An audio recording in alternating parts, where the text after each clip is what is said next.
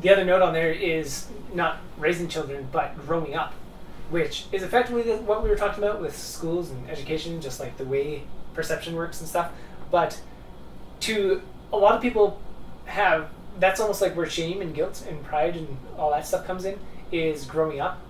A lot of it is meeting expectations. A lot of it is the nervousness and anxiety and confusion, like utter incredible amounts of confusion that every kid seems to have about life when they're growing up, and then it lingers into adulthood. So all adults, like, it's amazing how many people you give them like just this simple thing of here's like some basic definitions of how like the field works and how and like what the field means and how it's, you know, you could use different words for it, like dimensions, God, consciousness, just all these different like layers and ideas and concepts, and you just give them like a tiny taste of it and it just blows their mind. And it's like, well, you're like, you know, 25, 35, 45, 50 even older, and just stumbling into this stuff.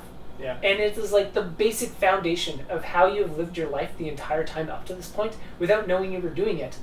And that is entirely, you can't like, if you find that stuff, and a lot of people are like, you know, anywhere from 15 to 100 years old, the moment you find like good stuff, like if you ever come across this video or anything, and you've come into this stuff and you've like found something cool, and you've learned from it, and you'd be like, oh, I wanted to learn this way earlier, or oh man, I must suck so much because I'm just picking it up now, or like anything like that. That type of stuff, completely remove it, because now you're just perpetuating that paradigm. Yeah. What cool things you're starting to stumble into and learn is bringing this up for you to see, so you can work with it. That is exactly what the stuff you're learning about now is for. It's for you to feel shame, so you can go, right, I get it now. But you have to look at it. You have to see the stuff and be like, apply it to my life, not see the stuff and react. Yeah. That is the whole point, is like, make sure that when you're looking at any kind of stuff, when you're finding dudes, when you're finding stories of goodness, when you're finding anything that is like really helpful in the world,